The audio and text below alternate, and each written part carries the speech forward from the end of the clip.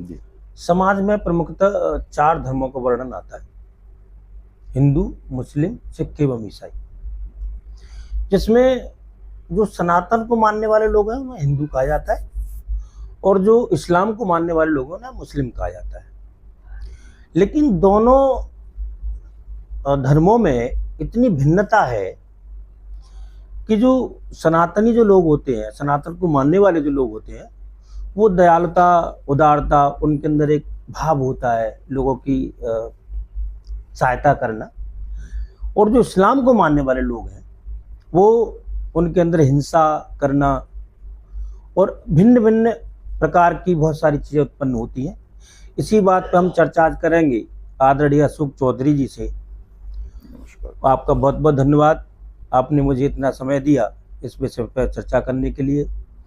तो जो मुख्य विषय जो हमारा है वो है सनातन बनाम इस्लाम। तो मैं आपसे ये जानना चाह रहा हूं कि सनातन और इस्लाम में क्या भिन्नता है। देखिए, सबसे बड़ी बात तो ये है कि आज आप इस्लाम और सनातन के ऊपर चर्चा करने बैठे हैं जी। यही एक गंभीर विषय है अपने आप में जी। क्योंकि इस्लाम सारी दुनिया के लिए एक समस्या बन गया है। जी, बिल्कुल देखा जा रहा है। और पूरी दुनिया में जहां भी हिंसा हो रही है उसके मूल में इस्लाम है। जी। हमको इस्लाम का उदय समझना पड़ेगा कि इस्लाम का उदय किन परिस्थितियों में हुआ, जी। क्यों हुआ, जी। और क्यों वो इतना हिंसात्मक है। जब 800 लगभग 638 ईस्वी में जब इस्लाम बना, इस्लाम का प्रादुर्भाव हुआ मोहम्मद के समय में, जी। तो सऊदी अरबिया में मक्का में सनातन धर्म का ही प्रादुर्भाव हुआ। वहां मक्का में 365 मूर्तियां थी जी, जो मोहम्मद के द्वारा तोड़ी गई, खंडित कर दी गई। और वहां भी जिस तरह हमारे यहाँ लक्ष्मी को, दुर्गा को, सरस्वती को पूजा जाता है, जी।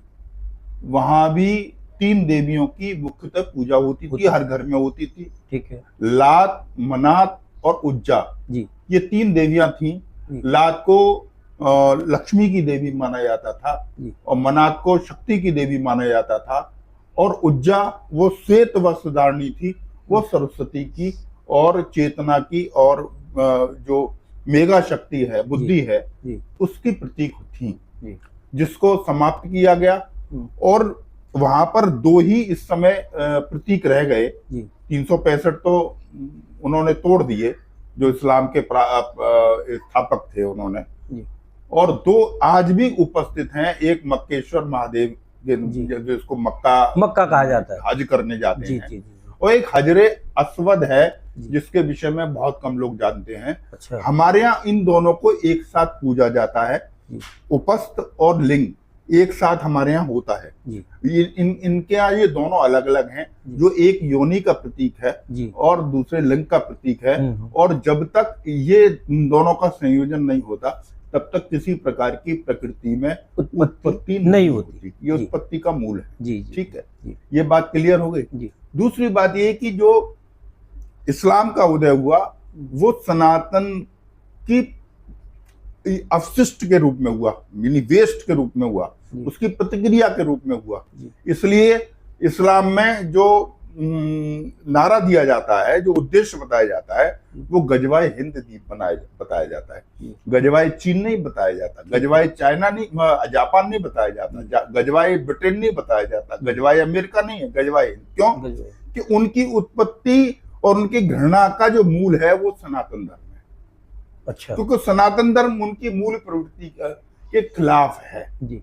हम शांति की बात करते हैं, वो अशांति की बात करते हैं। मैं बिल्कुल सीधे शब्दों कहता हूं कि आप पूरी कुरान पढ़ लीजिए, इनकी जितनी हदीसें हैं उन सबका अध्ययन कर लीजिए, आपको 2 ही चीज मूल में मिलेंगी, एक सत्ता भोग और एक स्त्री भोग। तीसरा कोई विषय ही नहीं है हमारे यहाँ। तो आध्यात्म में ये विषय ही नहीं है, सत्ता हम कैसे प्राप्त करेंगे। और भारत का तो ये इतिहास है इतना समृद्धशाली भारत होते हुए भी, जी। जहां हमारा इजराइल तक चंद्रगुप्त मौर्य के शासन में, हमारा सऊदी अरबिया, इराक वगैरह सब भारत के अंडर में था, फिलीपींस तक हमारा राज्य था, लेकिन राज्य का विस्तार नहीं की था। हमने किसी पर हमला करके राज्य स्थापित नहीं किए। जी। ठीक है, तो जो शांति और समृद्धि के साथ राज्य का विस्तार होता है, वही भारत की मूल परंपरा है। किसी भी राजा ने विदेश में अपने लूटने के लिए या उसका दमन करके अपने विचार को या संस्कृति को या धर्म को स्थापित करने के लिए भारत के किसी राजा ने किसी देश पर आज तक आक्रमण नहीं किया है। जी। तो ये हमारा मूल है। जी। और इस्लाम का मूल, जैसे मैंने बताया, सत्ता भोग और स्त्री भोग ही है।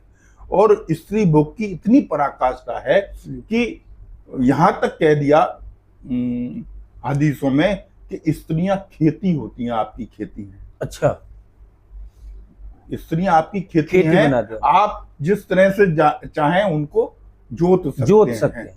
ठीक है, आगे से पीछे से, यानी इस यहाँ तक भाषा लिखी हुई है। जी। और पशु मैथुन भी को भी मान्यता दी गई है। जी।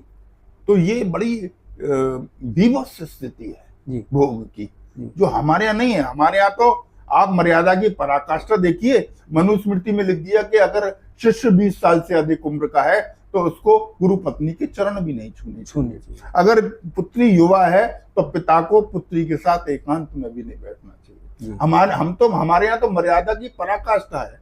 अपहरण करके सीता जी माता का रावण ले गया, लेकिन रावण ने इतने दिन उनको स्पर्श तक नहीं किया, उनकी सहमति के लिए लगा। तो ये भारतीय संस्कृति की पराकाष्ठा है। जी।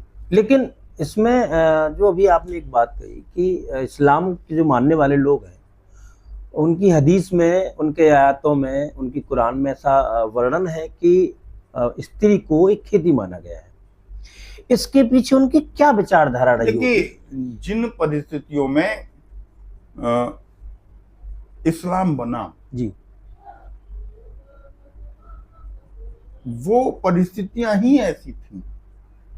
जी। यानी हम जब पढ़ते हैं कि 9 साल की आयशा के साथ निकाह कर लिया, या जो मोहम्मद साहब का बेटा था, जी, उसकी पुत्र मतलब अपनी पुत्र वधू पर दृष्टि पड़ गई तो उसने भी उसको तलाक दे दिया और मोहम्मद साहब की सेवा में भेंट कर दिया।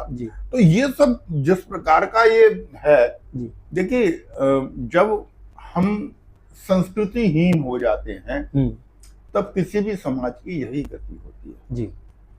अब उसको भय के कारण, यानी इस्लाम की स्थिति तो यह है कि नूपुर शर्मा सत्य बोलती है, फिर भी भयभीत तो उसको सिर कलम करने का फतवा जारी हो जाता है। राजा सिंह अगर ठीक बोलते हैं तो भाजपा उनको संगठन से निकाल देती है। पूरा देश इस समय इतना भयाकांत है कि इस्लाम के ऊपर कोई सत्य बोलने को भी तैयार नहीं। तो वो क्यों नहीं बोल पा रहे हैं? क्योंकि आज लाखों नहीं, मैं कहूंगा करोड़ों लोग, करोड़ों मुसलमान विश्व भर में ऐसा है